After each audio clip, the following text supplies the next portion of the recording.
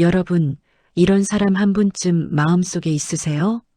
가족도 아닌데 가족보다 더 오래 내 곁에 있었던 사람.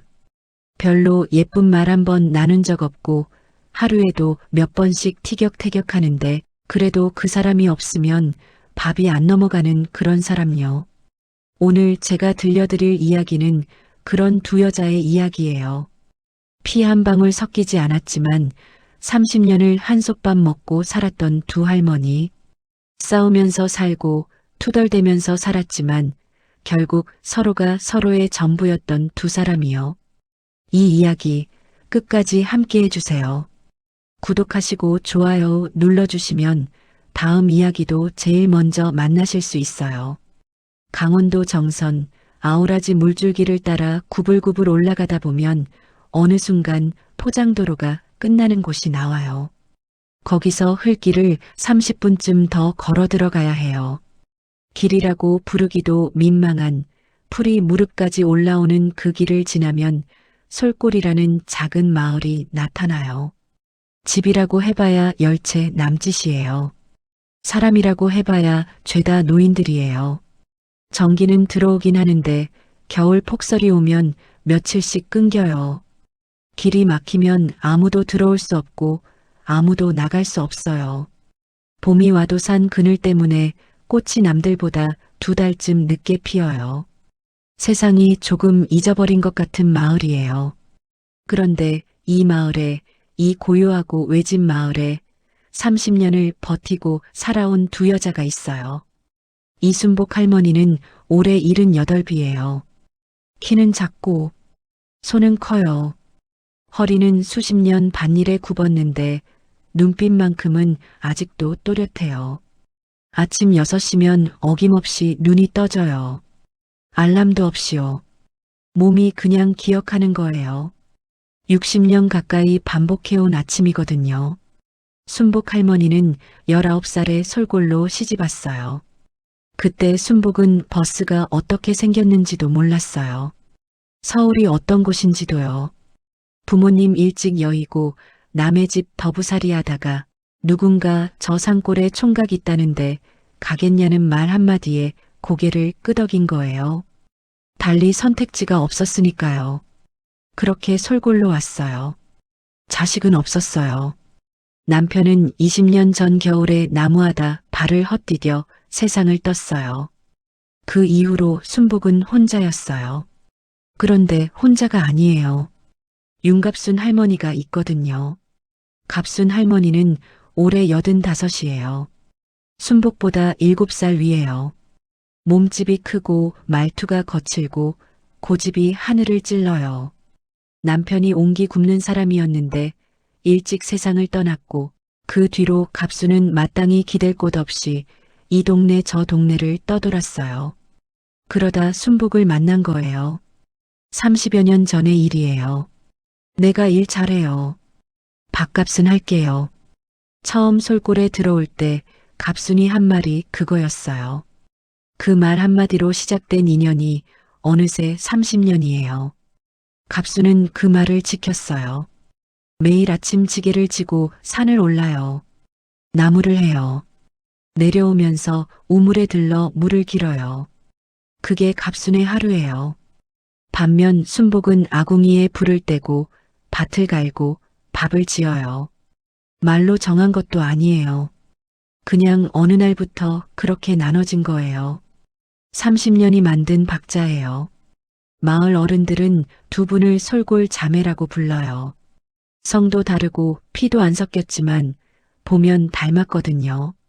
눈빛이 닮았고 말투가 닮았고 밥 먹는 속도도 닮았어요. 그런데 이 두 분 사이가 참 좋냐고요? 전혀 그렇지 않아요. 싸워요. 하루에도 12번은 싸워요. 어느 봄날 아침이었어요. 갑순이 산에서 내려와 지게를 내려놓자마자 순복이 한마디 해요. 할머니 이 나무 왜 이렇게 젖었어요? 물기가 줄줄이잖아. 내가 해온 나무가 몇십 년인데 뭘 가르치려고. 가르치는 게 아니고요. 이걸로 불 때면 연기만 나고 불이 안 붙어요. 불 잘만 붙네. 당신 손이 모자라서 그렇지. 내 손이요? 할머니 연기 저게 다 내 눈에 들어와요. 눈이 따가워서. 그럼 딴 데 가 있어. 아이고 참. 이렇게 시작된 싸움은 보통 점심 전에 끝나요. 끝나는 방법도 정해져 있어요. 갑순이 아무 말 없이 순복의 밥그릇에 고기 한 점 더 얹어줘요. 순복은 아무 말 없이 그걸 먹어요. 그게 다예요. 미안하다는 말도 괜찮다는 말도 없어요. 그냥 그렇게 넘어가요. 30년을 그렇게 해왔으니까요. 어느 날 저녁엔 갑순이 툭 내뱉어요. 순복아, 내가 먼저 죽으면 누가 거두어 주겠어. 순복이 고개도 안 들고 대답해요. 뭐 죽기는 벌써 죽어요. 오래 살아야지. 그게 다예요. 더 이상 아무 말도 없어요. 근데 그 짧은 말 속에 30년이 다 들어있어요. 걱정도, 고마움도, 그리움도 다 그 몇 마디 안에 있어요. 나물 삶던 봄이 지나고, 팥밥 매던 여름이 지나고, 곡식 거두던 가을이 지나고, 눈 내리던 겨울이 왔어요. 방 한구석에서 한가로이 쉬던 갑순 할머니가 어느 겨울날 혼잣말처럼 말했어요. 저승에 풍년이 져서 우리 같은 할머니들을 안 데려가는 거래. 그 말이 웃음처럼 들렸는데 지금 생각하면 웃음이 아니었어요. 그렇게 살아온 세월이 얼마나 고됐는지를 담담하게 말하는 거였어요. 그런데 그 봄이에요. 두 분이 처음 만나던 그 계절이 돌아오던 어느 봄 아침이요. 갑순 할머니가 지게를 지고 산을 오르다가 중턱에서 멈춰 섰어요. 숨을 고르고 있었어요. 숨이 차서요. 전에 없던 일이었어요. 산을 수백 번, 수천 번은 올랐을 텐데 그날은 달랐어요. 순복 할머니도 그걸 봤어요. 분명히 봤어요. 그런데 아무 말도 안 했어요. 그냥 고개를 돌렸어요. 아궁이로 눈을 돌렸어요. 그 고개 돌리는 뒷모습이 지금도 눈에 선해요. 말하면 현실이 될 것 같아서 못 본 척한 거예요. 30년을 나란히 살아온 사람이 조금씩 쇠약해지고 있다는 걸 두 눈으로 보면서도 그걸 인정하면 무언가 끝날 것 같아서 그냥 모른 척한 거예요. 그 무거운 침묵이 이 이야기의 시작이에요. 근데 있잖아요. 모른 척하는 것도 사랑이에요. 때로는 그게 가장 힘든 사랑이기도 하고요. 뜨겁고 긴 여름이었어요. 두 분에게도 그 여름은 유독 길게 느껴졌을 거예요. 솔골의 여름은 도시 여름이랑 달라요. 에어컨도 없고 선풍기도 낡았어요. 그냥 그늘 하나 믿고 버텨요. 그래도 바람이 달라요. 솔숲 사이로 내려오는 바람이 있어서 땀을 닦고 나면 시원하다기보다는 서늘해요. 사람이 자연에 기대어 사는 게 어떤 건지 솔골에 가면 알 수 있어요. 두 분은 이른 아침부터 팥밭에 나갔어요. 팥은 손이 많이 가는 작물이에요. 잡초가 워낙 빨리 자라서 한번 밭을 메고 나면 돌아서기 무섭게 또 자라 있어요. 순복 할머니는 호미를 들고 이랑 사이를 천천히 짚어가고 갑순 할머니는 그 옆에서 쪼그려 앉아 손으로 풀을 뽑아요. 말이 없어요. 그냥 둘이 나란히 그렇게 일을 해요. 그늘이 이쪽으로 넘어올 때쯤 잠깐 쉬어요. 순복이 바가지에 냉수를 떠와요. 갑순이 받아서 벌컥벌컥 마셔요. 그러면 순복이 한마디 해요. 천천히 마셔요. 체해요. 더우면 물이 이렇게 넘어가는 거야. 더워도 천천히 마셔요. 잔소리. 그게 대화의 전부예요. 근데 그 짧은 대화 안에 걱정이 있어요. 챙김이 있어요. 갑수는 모른 척 받아넘기지만 순복이 물을 가져오는 그 발걸음이 빠르다는 걸 갑순도 알아요. 30년을 같이 살았으니까요. 그런데 그의 여름은 조금 달랐어요. 갑순 할머니가 밭에 나왔다가 중간에 들어가는 날이 생기기 시작했어요. 전에 없던 일이에요. 갑수는 한 번 일을 시작하면 끝을 봐야 하는 사람이었거든요. 비가 와도 그냥 맞으면서 일하고 해가 중천에 떠도 허리 펴는 법이 없는 사람이었어요. 그런데 그날은 호미를 내려놓고 일어서더니 그냥 집으로 들어가는 거예요. 순복이 물었어요. 어디 가요? 좀 쉬어야겠어. 밭이 아직 반도 못 맸는데. 나중에 갑순이 나중에라는 말을 하는 걸 순복은 들어본 적이 없었어요. 갑순한테 나중이란 없었거든요. 무조건 지금이었어요. 그 나중에 두 글자가 순복의 가슴에 철렁 내려앉았어요. 근데 순복은 아무 말도 안 했어요. 그냥 고개를 숙이고 다시 호미를 들었어요. 혼자서 나머지 밭을 다 맸어요. 며칠 뒤였어요. 낯선 차 한 대가 솔골 어귀에 들어섰어요. 흰색 승용차였어요. 솔골에 모르는 차가 들어오는 일은 거의 없어요. 그래서 마을 어른들이 다들 뭔가 싶어서 내다봤어요. 차에서 내린 건 젊은 사람이었어요. 30 중반쯤 돼 보이는 남자였는데 손에 서류 가방을 들고 있었어요. 정성군 복지관 사회복지사 민재영이었어요. 재영은 몇 달에 한 번씩 오지 마을을 돌아요. 독거 어르신들 안부 확인하고 필요한 게 있으면 연결해드리는 일을 해요. 선한 사람이에요. 정말로요. 이분이 나쁜 마음을 먹은 게 아니에요. 그냥 선한 마음이 때로는 가장 아픈 상처를 남길 수 있다는 걸 이 이야기가 보여주고 있는 거예요. 재영이 두 분 댁에 들어왔어요. 순복이 냉수 한 잔을 내왔어요. 갑수는 방 안에 있다가 나왔어요. 셋이 마루에 앉았어요. 잠깐 이런저런 안부를 묻고 나서 재영이 말을 꺼냈어요. 조심스럽게 그렇지만 분명하게요. 갑순 어르신 저번에 병원 다녀오신 거 기억하세요? 그때 검사 결과가 나왔는데요. 뭐라고 나왔어? 심장이 많이 약해지셨대요. 선생님 말씀이 이산골에서 계속 지게치고 물 깃고 하시면 무리가 된다고요. 그리고 겨울에 응급 상황이 생기면 여기는 차가 못 들어오잖아요. 갑순이 말없이 들었어요. 재영이 천천히 서류 하나를 꺼냈어요. 그래서요, 어르신. 군에서 운영하는 요양원이 태백에 있는데요. 시설도 좋고 선생님도 계시고 따뜻하고요. 한번 가보시는 게 어떨까 해서요. 잠깐 침묵이 흘렀어요. 갑순이 말했어요. 나 안 가. 재영이 난처한 표정을 지었어요. 어르신 몸 상태가 여기서 혼자 지내시기가 쉽지 않으세요. 혼자 아니야.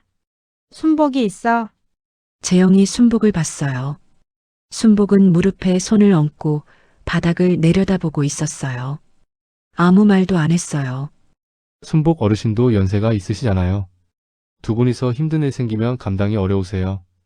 그건 내가 알아서 해. 갑순이 더 이상 말을 안 했어요. 대화가 끝났다는 뜻이에요. 재영도 더 밀어붙이지 않았어요. 서류를 도로 가방에 넣고 잘 생각해 보시라는 말만 남기고 돌아갔어요. 차 소리가 멀어지고 마루에 두 사람만 남았어요. 오래 아무 말이 없었어요. 먼저 일어선 건 갑순이었어요. 방으로 들어가면서 혼잣말처럼 말했어요. 쓸데없는 소리. 순복은 아무 말도 안 했어요. 그냥 앉아 있었어요. 마당 끝 텃밭에 심어놓은 맨드라미가 빨갛게 흔들리고 있었어요. 그 이후로 두 분의 일상은 겉으로는 똑같았어요. 아침이 되면 갑순이 지게를 지고 나가고 순복이 밥을 지어요. 밥을 같이 먹고 밭에 나가고 저녁엔 마루에 나란히 앉아 바람을 쐬어요. 싸우기도 해요. 예전이랑 똑같아요. 근데 달라진 게 있어요. 순복이 자꾸 갑순 쪽을 봐요.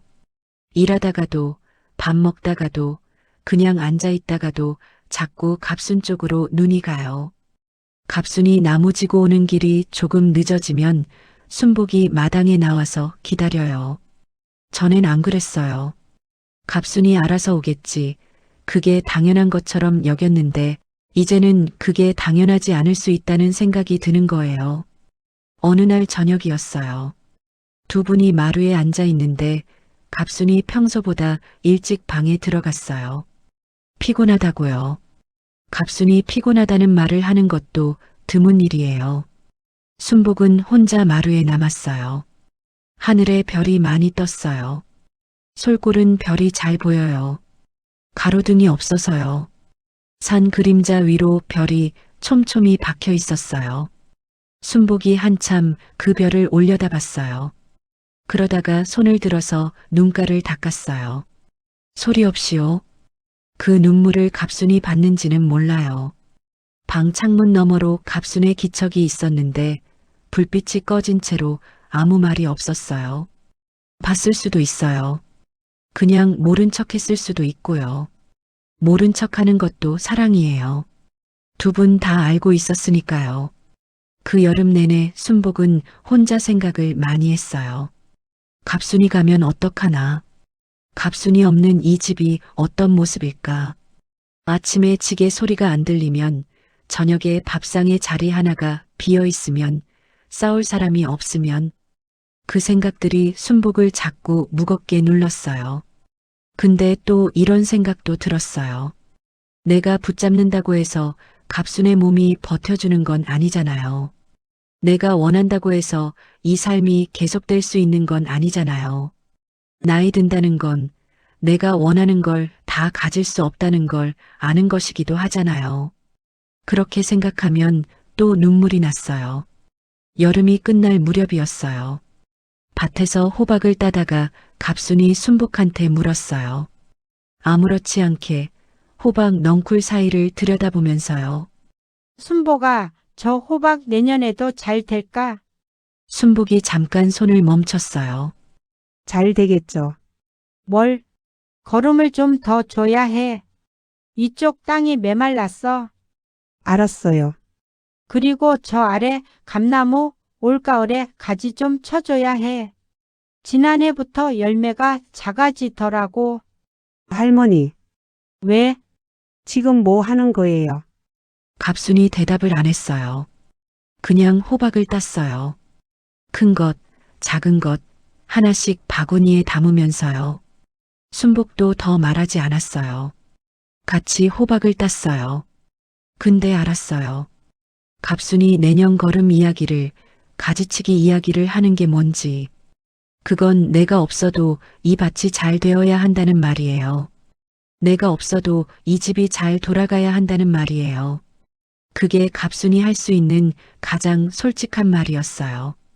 그날 저녁 순복은 오래도록 잠을 못 이뤘어요. 그 잠 못 이루던 밤들이 쌓이고 쌓여서 가을이 됐어요. 솔골의 가을은 짧아요. 도시 사람들이 단풍 구경 다닐 때 솔골은 이미 월동 준비를 시작해요. 산이 깊으니까 단풍도 빨리 오고 첫서리도 빨리 내려요. 고추를 엮어 처마에 걸고 물을 뽑아 저장하고 김장 배추를 심어요. 할 일이 많아요. 손이 바쁘면 마음이 조금 덜 무거워요. 두 분도 그걸 알았을 거예요. 아침부터 순복이 고추를 엮고 있었어요. 긴 볏짚에 빨간 고추를 하나씩 엮어 묶는 거예요. 손이 빠른 일인데 그날은 유난히 손이 느렸어요. 고추 하나를 집었다가 내려놓고 또 집었다가 잠깐 멈추고 생각이 손보다 앞서가는 거예요. 갑순이 마루에 나와서 그 모습을 보더니 말했어요. 왜 이렇게 굼떠? 해 다 간다. 알아요. 알면 빨리 해. 할머니는요? 할머니도 나와서 같이 해요. 갑순이 잠깐 마루 기둥에 기댔어요. 그러더니 천천히 내려와서 순복 옆에 앉았어요. 고추를 집어들었어요. 전보다 손이 느렸어요. 힘이 예전 같지 않다는 게 보였어요. 그래도 앉아서 같이 엮었어요. 한참 말없이 일을 하다가 순복이 먼저 말을 꺼냈어요. 할머니, 왜? 그 복지관 아저씨 말이요. 갑순의 손이 잠깐 멈췄어요. 그러다 다시 움직였어요. 그 얘기 하려고? 한 번은 해야 할 것 같아서요. 나 안 간다고 했잖아. 몸이 안 좋으면 가는 게 맞는 거 아닌가 싶어서요. 거기 선생님도 있다고 했잖아요. 갑순이 고추 묶음을 탁 내려놨어요. 순보가 너 나 보내고 싶어? 그게 아니고요. 그럼 그 얘기 하지 마. 할머니 몸이 걱정돼서 하는 말이에요. 내 몸은 내가 알아. 몰라요. 할머니가 모르는 거예요. 옆에서 보이는 게 있어요. 나무 해오는 발걸음이 얼마나 무거워졌는지, 밥 먹고 나서 얼마나 자주 누워 있는지 내가 다 보여요. 갑순이 대답을 안 했어요. 순복도 더 말을 잇지 않았어요. 두 사람 사이에 고추 묶는 소리만 났어요. 그날 이후로 순복은 혼자 여러 가지를 해봤어요. 우선 갑순의 지게를 좀 가볍게 해봤어요. 몰래 나무를 조금씩 빼놓는 거예요. 갑순이 해오는 나무 양이 줄어도 괜찮도록 순복이 미리 땔감을 더 모아두는 거예요. 근데 갑순이 알아챘어요. 내 지게에 손 댔어? 아니요. 거짓말 하지 마. 여기 나무가 줄었잖아. 그냥 제가 아침에 조금 해온 거예요. 언제? 할머니 일어나기 전에요. 갑순이 순복을 한참 봤어요. 그러더니 아무 말도 안 하고 지게를 지고 나갔어요. 더 무겁게 채워서요. 그것도 사랑이에요. 갑순 방식의 사랑이에요. 내가 아직 할 수 있다는 걸 보여주는 것. 그게 갑순이 순복한테 할 수 있는 가장 강한 말이었어요. 근데 순복은 그 뒷모습을 보면서 마음이 더 아팠어요. 버텨야 한다는 고집이 얼마나 힘겨운 건지 옆에서 다 보이니까요. 복지관 재영 씨가 다시 왔어요. 이번엔 혼자가 아니었어요. 군청 담당자랑 같이 왔어요. 서류도 더 두꺼워졌어요. 이번엔 좀 더 진지한 이야기를 하러 온 거였어요. 네 분이 마루에 앉았어요. 군청 담당자가 말을 꺼냈어요. 두 분이 여기서 계속 지내시는 걸 저희도 막을 순 없어요. 근데요, 올겨울이 걱정이에요. 기상청에서 올겨울에 폭설이 많이 온다고 했거든요. 작년에도 길이 열흘 넘게 막혔잖아요. 그때 약이 떨어지면 어떡하세요? 응급 상황이 생기면요. 순복이 물었어요. 응급 상황이 생기면 연락할 방법이 없나요? 전화야 되죠. 근데 차가 못 들어오면요. 헬기는 날씨가 허락해야 뜨고요. 침묵이 흘렀어요. 재영이 갑순을 봤어요. 어르신 태백요양원에 제가 직접 가봤어요. 방도 따뜻하고요. 식사도 3끼 다 나오고 물리치료도 받으실 수 있어요. 의사 선생님도 상주하시고요. 어르신 심장 상태라면 정기적으로 진료를 받으셔야 하는데 거기서는 그게 돼요. 갑순이 밖을 바라봤어요. 솔골 마을이 보였어요. 감나무, 우물, 흘길, 처마 및 고추, 수십 년을 봐온 풍경이에요. 한참 있다가 갑순이 말했어요. 생각해 볼게. 처음이었어요. 안 간다가 아니라 생각해 볼게였어요. 순복이 그 말을 들었어요. 아무 표정도 짓지 않으려고 입술을 꽉 다물었어요. 두 사람이 왔다 가고 나서 또 마루에 두 분만 남았어요. 그런데 이번엔 갑순이 방에 들어가지 않았어요. 그냥 마루에 앉아서 마당을 바라봤어요. 순복도 들어가지 않았어요. 나란히 앉아서 그냥 있었어요. 해가 산 너머로 넘어갔어요. 마을이 어둑해졌어요. 그래도 두 분은 자리를 안 떴어요. 그 무렵부터 갑순이 이상한 행동을 하기 시작했어요. 방을 치웠어요. 쓰던 물건들을 하나씩 정리했어요. 낡은 그릇들을 묶어서 한쪽에 뒀어요. 오래된 옷가지들도요. 버릴 것, 둘 것을 나눠 놓는 것 같았어요. 순복이 보고 물었어요. 왜 그래요, 갑자기? 그냥 묵은 것들 좀 정리하려고. 지금 당장 갈 것도 아닌데. 갑순이 잠깐 손을 멈추고 순복을 봤어요. 당장이 아니더라도 해놔야지. 나중에 한꺼번에 하면 힘드니까. 순복이 더 말을 못했어요. 그 정리하는 손길이 뭘 뜻하는지 알았으니까요. 마음을 정한 사람의 손길이었어요. 인정하기 싫어도 막을 수 없어도 갑순은 이미 마음 한켠에서 받아들이고 있었어요.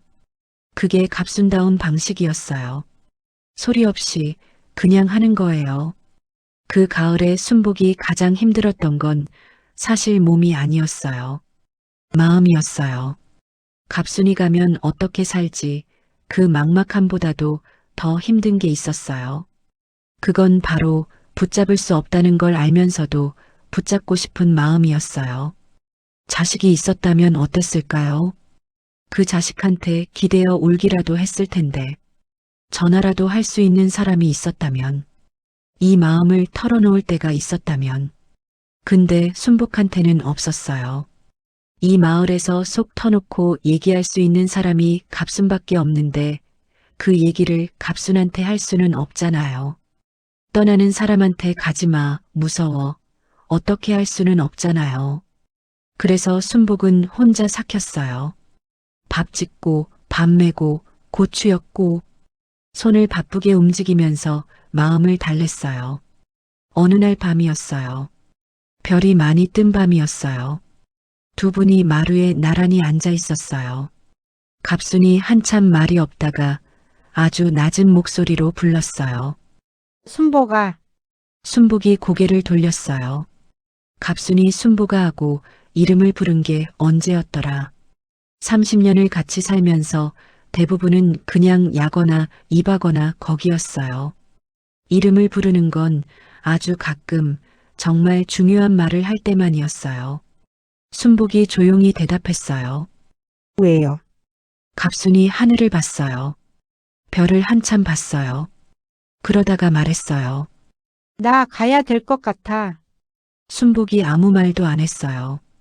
몸이 이러면 여기서 버티는 게 맞는 게 아닌 것 같아. 내가 쓰러지기라도 하면 너도 힘들잖아. 나 때문에 내가 고생하는 건 싫어. 순복이 여전히 말이 없었어요.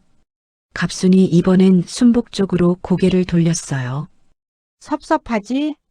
그 말에 순복이 눈을 감았어요. 잠깐 그러고 있다가 눈을 떴어요. 섭섭하지 않으면 거짓말이죠. 갑순이 작게 웃었어요. 웃음인지 한숨인지 모를 소리였어요. 그래. 나도 그래. 두 사람이 나란히 별을 봤어요. 한참을 그렇게 있었어요. 그 밤에 더 이상 말은 없었어요. 근데 그 침묵이 이상하게 따뜻했어요. 30년이 쌓인 침묵이니까요. 말하지 않아도 다 들리는 침묵이니까요. 그날 밤 순복은 자리에 누워서 생각했어요. 갑순이 가는 걸 막을 수는 없어요. 몸이 그러면 가야 하는 거예요. 그건 알아요. 근데 이 집에서 갑순이 없는 아침을, 갑순의 지게 소리가 없는 아침을 어떻게 맞이하나? 밥을 차려도 밥상에 자리가 하나 비어 있을 텐데. 싸울 사람이 없으면 그 고요함을 어떻게 견디나. 그러다가 한 가지 생각이 들었어요. 가는 건 막을 수 없어도 잘 보내드리는 건 할 수 있잖아요. 혼자 쓸쓸히 가는 게 아니라 제대로 보내드리는 거요. 그리고 가고 난 뒤에도 연이 끊기는 게 아니라는 걸 알게 해드리는 거요. 어떻게 하면 그게 될까? 어떻게 하면 헤어짐이 아닌 게 될까? 순복은 그 생각을 안고 밤을 보냈어요.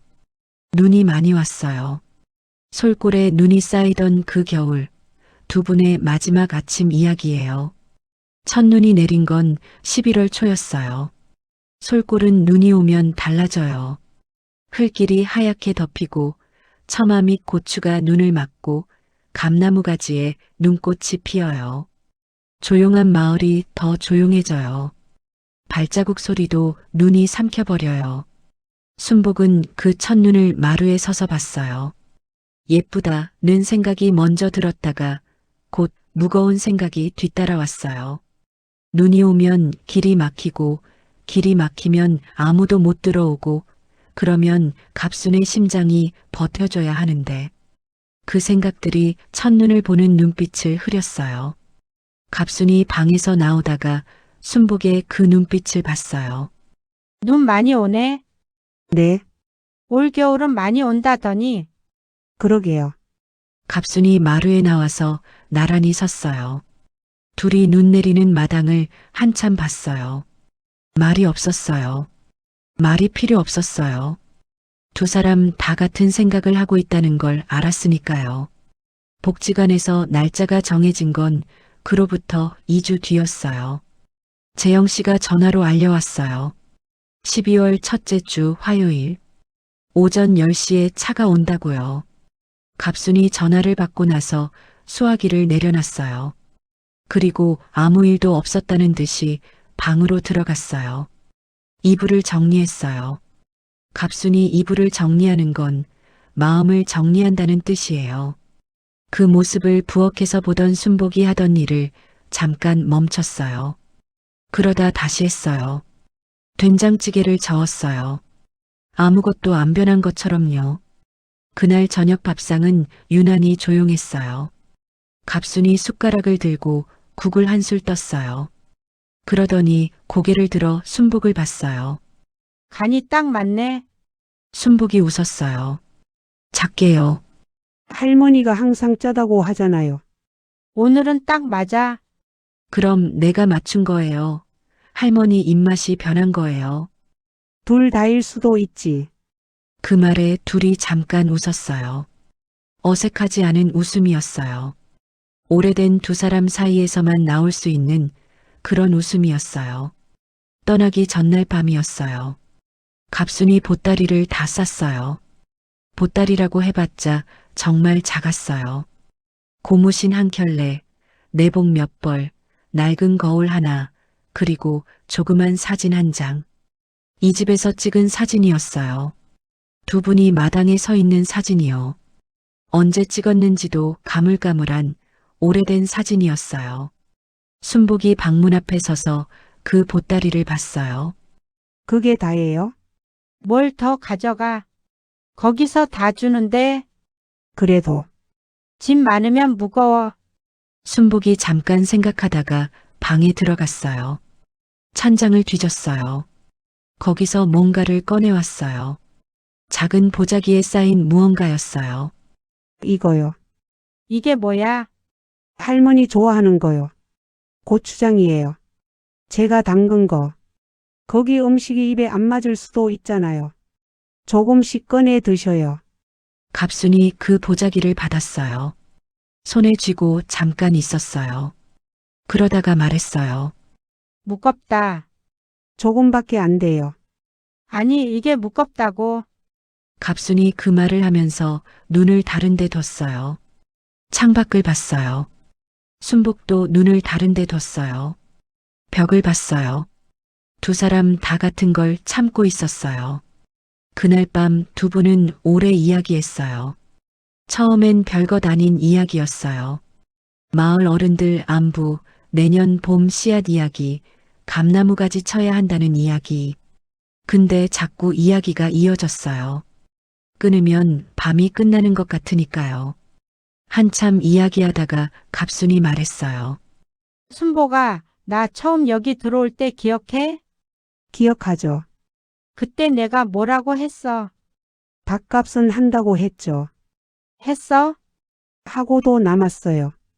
갑순이 피식 웃었어요. 나는 사실 겁났어. 처음에 뭐가요? 내가 싫다고 하면 어떡하나. 여기도 있을 데가 없는데 그 걱정을 내가 얼마나 했는지 몰라. 순복이 말했어요. 저도 겁났어요. 뭐가? 낯선 사람이 들어오니까요.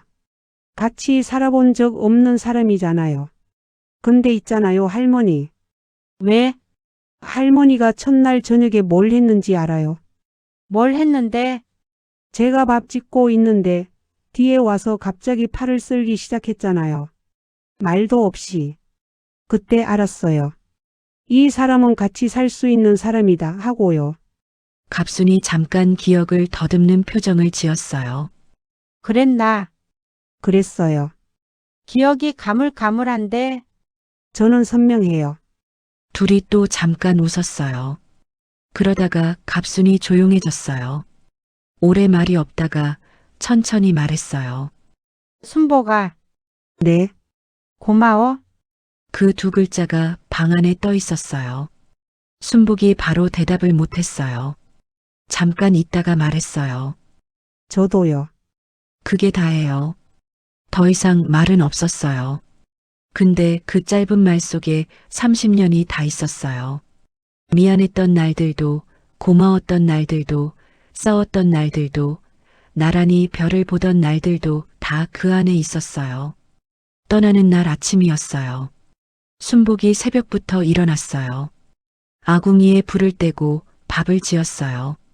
평소보다 정성이 들어갔어요. 된장찌개에 고기를 넣었어요. 아껴두었던 거예요. 나물도 3가지를 무쳤어요. 밥상이 평소보다 풍성했어요. 갑순이 일어나서 밥상을 보더니 말했어요. 뭐야, 제삿날이야. 그냥이요. 그냥이 이래. 많이 드셔요.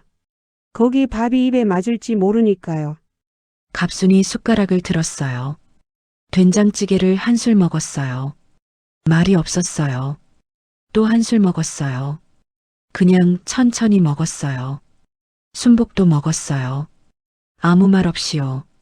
새소리가 들렸어요. 아궁이 장작 타는 소리가 들렸어요.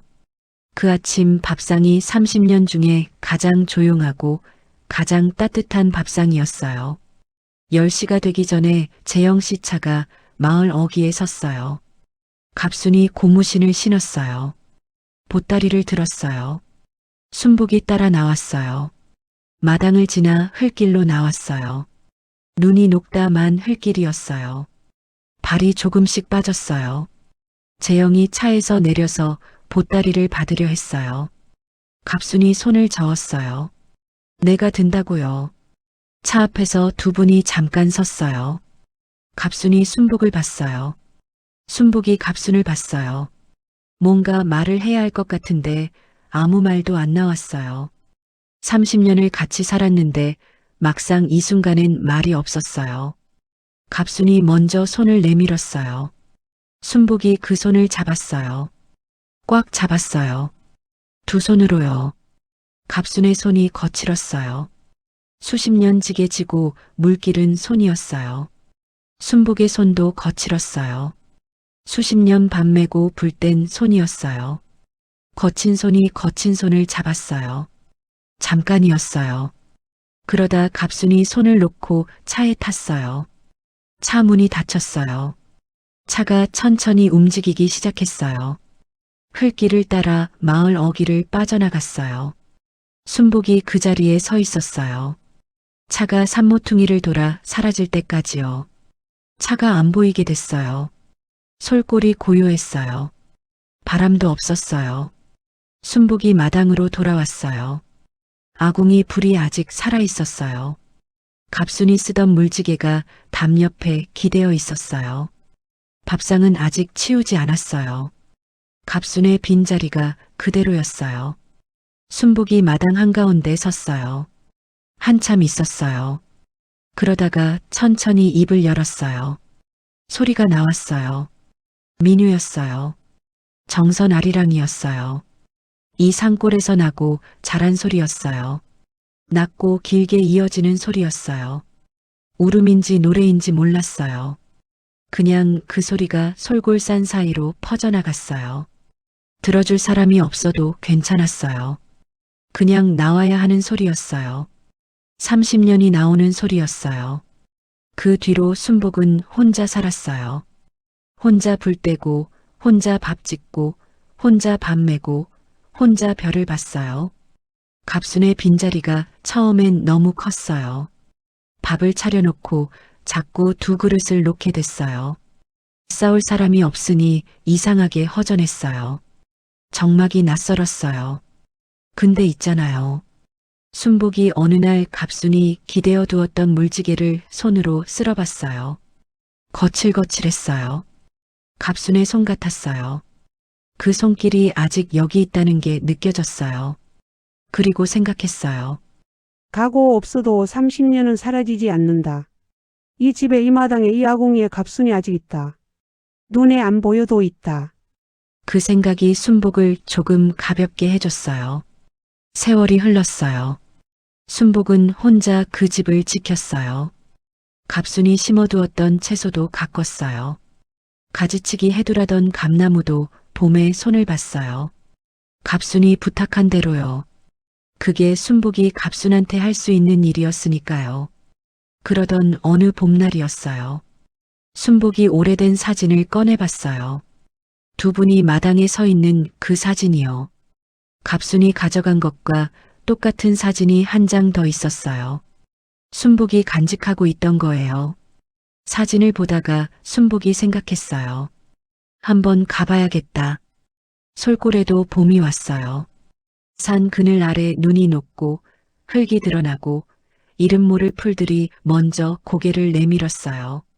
순복 할머니가 마당에 나와서 그 풀들을 보다가 쪼그려 앉았어요.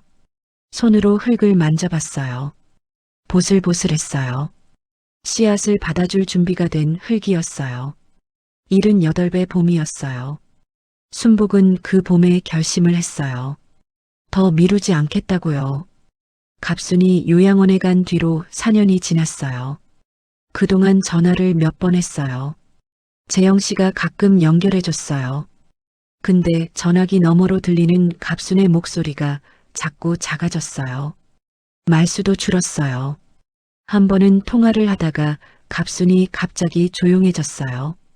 얼마 뒤에 간호사분이 전화를 받아서 어르신이 피곤하셔서 주무셨다고 했어요. 그 전화를 끊고 나서 순복이 한참을 앉아 있었어요. 가야 한다. 이제는 가야 한다. 태백까지 가는 길은 멀었어요. 순복이 솔골에서 버스를 타고 정선 읍내까지 나왔어요. 거기서 또 버스를 갈아탔어요. 태백까지 2시간 가까이 걸렸어요. 창밖으로 강원도 산들이 지나갔어요. 봄이 오는 산이었어요. 아직 잎이 다 안 난 나무들이 연두색으로 물들고 있었어요. 순복이 가방을 무릎에 올려놓고 창밖을 봤어요. 가방 안에는 고추장이 있었어요. 올봄에 새로 담근 거예요. 그리고 된장 한 단지. 그리고 감나무에서 딴 곶감 몇 개. 갑순이 곶감을 좋아했거든요. 그게 다였어요. 가방이 무겁지 않았어요. 아니, 무거웠어요. 갑순이 말한 것처럼요. 이게 무겁다고요. 요양원은 태백 외곽에 있었어요. 건물이 깨끗했어요. 마당에 화단이 있었고 벤치도 있었어요. 봄 햇살이 마당에 고르게 내려앉아 있었어요. 재영 씨가 미리 연락을 해줘서 간호사분이 나와서 맞아줬어요. 이순복 어르신이시죠? 기다리고 계셨어요. 갑순 할머니가요? 네, 아침부터 뭔가 좀 들뜨신 것 같더라고요. 순복이 그 말에 발걸음이 빨라졌어요. 긴 복도를 걸었어요. 양쪽으로 방문이 줄지어 있었어요. 창으로 봄빛이 들어왔어요. 순복이 그 복도를 걸으면서 생각했어요. 갑순이 매일 이 복도를 보겠구나. 이 창으로 봄을 보겠구나. 솔골 마당이랑은 다르겠구나. 302호였어요. 간호사분이 문 앞에서 멈췄어요.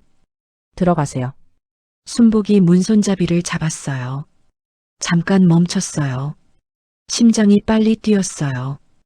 78배도 이런 게 느껴지는구나 하는 생각이 들었어요. 문을 열었어요. 창가에 할머니가 앉아 있었어요. 등이 보였어요. 흰 머리였어요. 4년 사이에 더 하얗게 됐어요. 어깨가 좁아졌어요. 전에 저 어깨로 지게를 지고 산을 올랐는데 순복이 잠깐 숨을 골랐어요. 할머니, 갑순이 고개를 돌렸어요. 순복이었어요. 눈이 마주쳤어요. 갑순이 한참 순복을 봤어요. 주름이 더 깊어진 얼굴로 작아진 눈으로 그래도 또렷하게 순복을 봤어요. 왜 이제 왔어? 그 한마디였어요.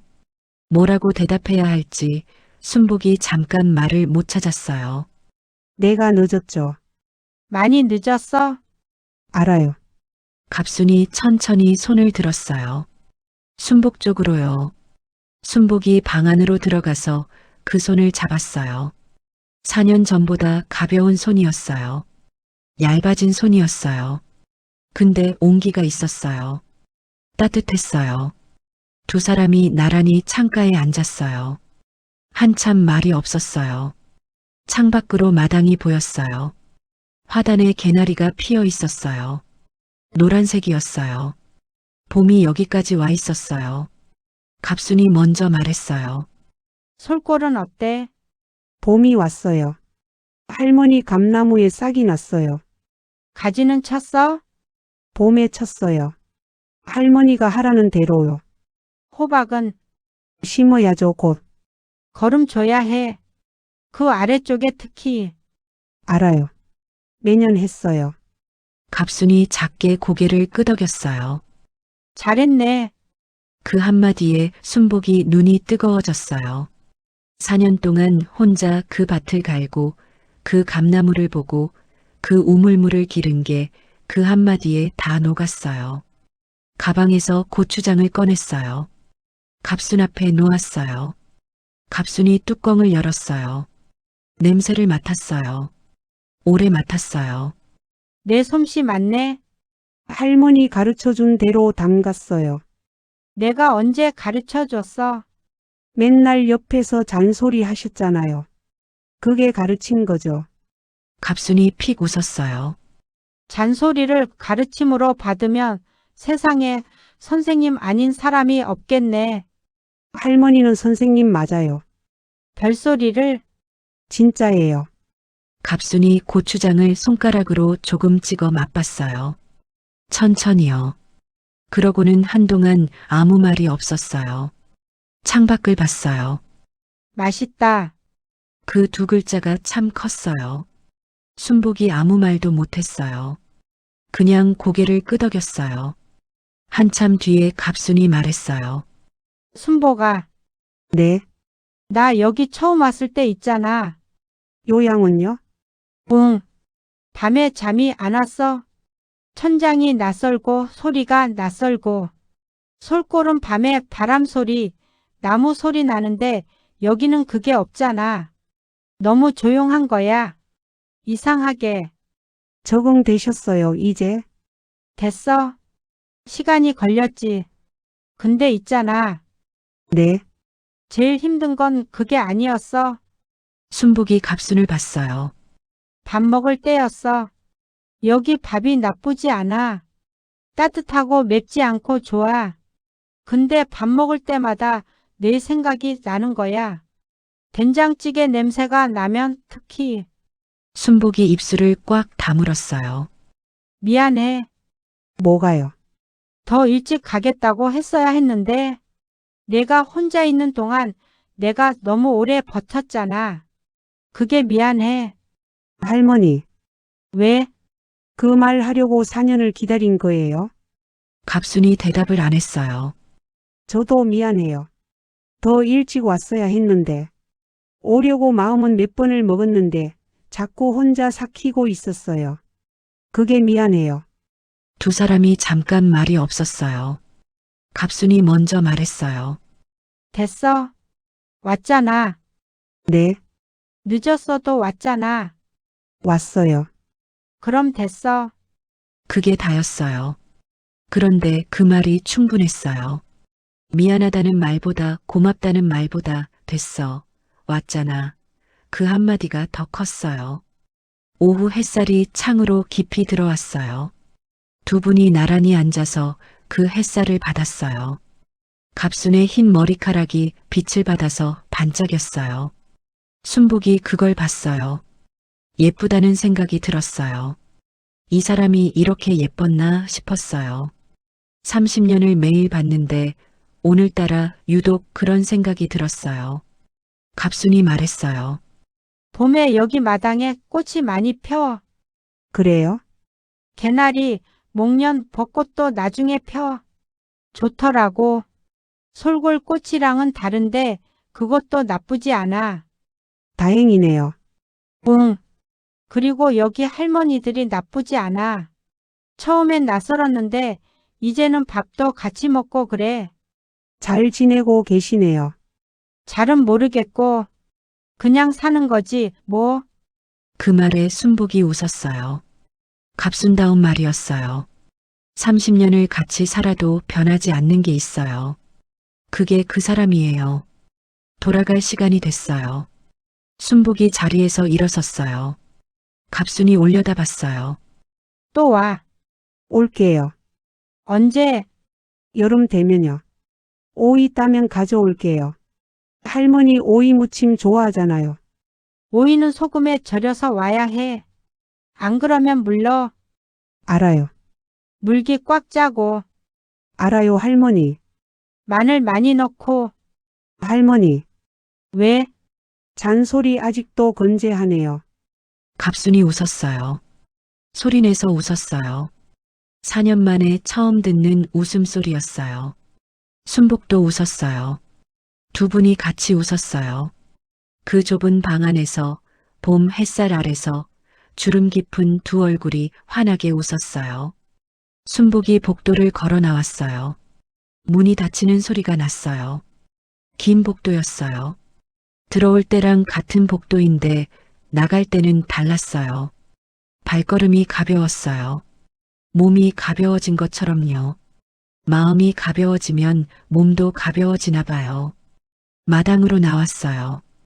봄바람이 불었어요. 개나리가 흔들렸어요. 순복이 잠깐 멈춰서 하늘을 봤어요. 파랬어요. 강원도 하늘이었어요. 솔골 하늘이랑 다르지 않았어요. 같은 하늘이었어요. 갑순이 저 방 창가에서 보는 하늘이랑 지금 순복이 보는 하늘이랑 같은 하늘이었어요. 그 생각에 순복이 오래 하늘을 봤어요. 버스 안에서 순복은 생각했어요. 30년이라는 게 뭘까요? 아침마다 같은 아궁이에 불을 떼는 거예요. 같은 밥상에 앉는 거예요. 싸우고 또 밥 먹고 또 싸우고 또 자는 거예요. 드라마틱한 것도 없고 특별한 것도 없어요. 그냥 날마다 반복하는 거예요. 근데 그게 쌓이면 30년이에요. 그게 쌓이면 이 사람 없이는 아침이 이상한 게 돼요. 이 사람 없이는 밥이 허전한 게 돼요. 그게 가족이에요.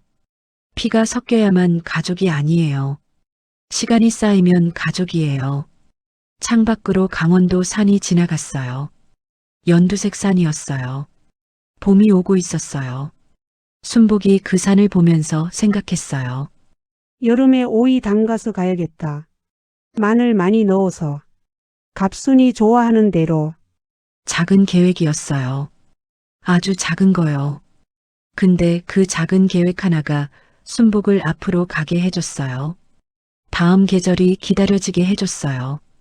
그게 사는 거예요. 누군가를 위해 오이를 담그는 거, 그게 사는 거예요.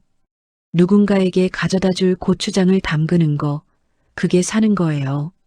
보고 싶은 사람이 있어서 버스를 타는 거, 그게 사는 거예요. 대단하지 않아도 돼요. 화려하지 않아도 돼요. 그냥 내 옆에 있어줬던 사람이 오늘도 어딘가에 있다는 것, 그리고 봄이 되면 다시 볼 수 있다는 것, 그걸로 충분해요. 두 분의 이야기는 2001년 겨울에 시작됐어요. 그리고 지금도 계속되고 있어요. 이야기가 끝난 게 아니에요. 갑수는 태백에서 봄을 보고 있고 순복은 솔골에서 오이를 심고 있어요. 그리고 여름이 되면 다시 만날 거예요. 그 두 분이 30년 동안 제게 가르쳐 준 게 있어요. 가장 오래 남는 건 대단한 것들이 아니에요. 아침마다 피우는 아궁이 불 싸우다가 밥그릇에 얹어주는 고기 한 점, 말없이 잡아주는 거친 손.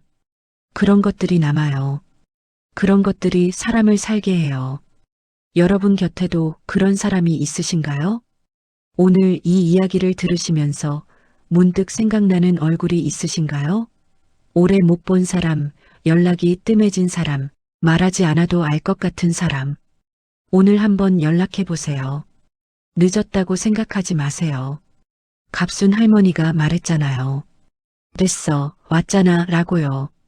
지금도 늦지 않았어요. 끝까지 함께 해주셔서 고마워요. 함께 해주신 여러분 덕분에 이 이야기가 따뜻하게 전해질 수 있었어요. 구독하시고 좋아요 눌러주시면 다음 이야기도 함께 만들어갈 수 있어요. 또 만나요.